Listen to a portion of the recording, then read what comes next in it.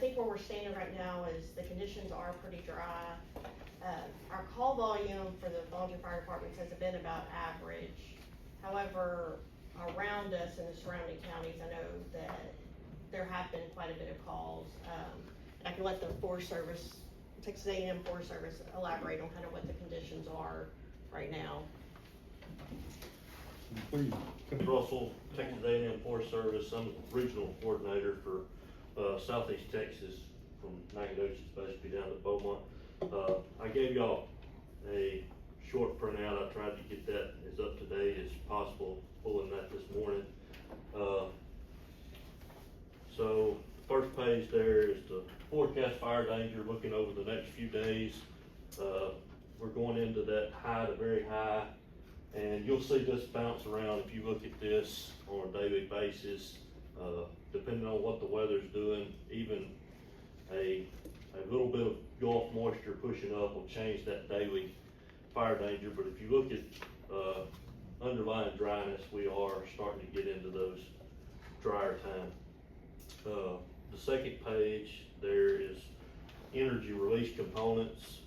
This is just a correlation of basically the fuel dryness and fire danger that kind of put those into a map format. And you'll see there that we're in that moderate to high range as far as fuel conditions and fire danger. The third little graph there, I put this in here. This is just a graph depicting basically those prior two things. You'll see that we're kind of setting above average, but not in a critical state as far as fuels right now. If you look at that graph and it takes that deep dive, that's that little bit of frontal moisture they're talking about for this weekend predicted. But if you look on the other side of that, it rebounds pretty quickly back up to where we're at. So just wanted to throw that in there. Just, I know when you're considering a burn ban, that's always something on your mind is, when are we gonna get rain? How far out is rain? So even though we get some rain, it may rebound back to the same conditions within a few days. The third set of maps there are 10-hour fuel moisture. 10 hours fuels being basically anything up to 1 inch. So that's, and it takes basically 10 hours of drying or 10 hours of wetting for those fuels to change considerable. And you'll see there that we're, over the next few days, we're bumping into that less than 3% category. So that those 1 inch fuels are getting pretty dry. The second map are 100 hours, which is from that 1 to 3 inch in size range. So basically the same thing. It takes 100 hours for those fuels to accept moisture, or so we're getting into a moderate to drier category on those. So if you've been keeping up with it, we are getting into abnormal dryness on the drought index. We're not in anything long-term critical at this point, but we are starting to get on that dry side. The map there of the county that's highlighted, that's the KBDI, which is, if you read burn ban law, that's one of the things y'all are supposed to consider into. I caution you a little bit on those because, you know, I want to take a moment to kind of educate you, as this is based off of soil moisture. So as we get into the winter months, in the fall, we start getting rain, the ground and the soil may actually be really wet. So you'll see these maps turn blue or green, but your fuel conditions are still very dry on top of the ground, because in fall, winter, they're dormant. They're not taking in any moisture. So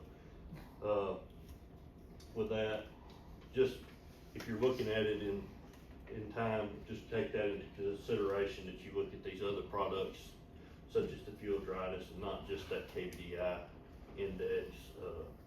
As you see on it, we're in an average of around 637, with Commissioner Fincham's house being that yellow dot there where he got all the rain. Thank you. But if you get down into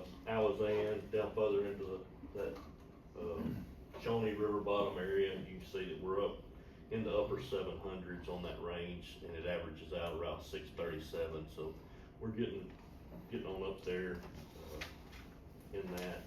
And then as always, the big question is, what's the weather gonna do for the foreseeable future? If you look at those, 8, 14-day outlooks, you can see that we're looking at above normal temperatures and near normal rainfall. With that, near normal rainfall for the month of October is, still not a lot, so. With that, that's pretty much what I had.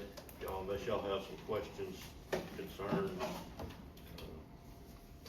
I could read on the forecast, we're looking at expecting about a 1/10 to a 1/4 inch of rain, but that's it, coming up with this front that's going to pass through.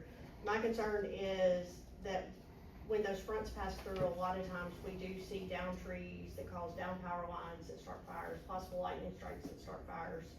So some of our resources may get busy with things that are not, that we can't control. I'm concerned that we might need to look at this burn ban just so that, to help preserve some of our resources for those things that we can't control. They're also, the Forest Service, while they've ramped up resources, they are gonna be stretched pretty thin because several of the counties around us and just barely south of us are a lot drier and in worse shape than even we are. So are you saying at this time, you think it might be a good idea to go ahead and? That's my thoughts right now. For the, at least for the, and just as a reminder, this is for the unincorporated portions of the county. Right, just for the unincorporated areas of the county.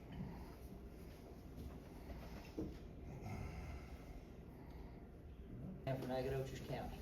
Second. Been moved by Commissioner Finch, seconded by Commissioner Gawley, that we enact a burn ban for Nacogdoches County effective immediately upon this vote. Is there any discussion? Commissioners, it's worthy of note that we can remove this if we get significant rainfall. All those in favor say aye. Opposed, say no. Motion carried.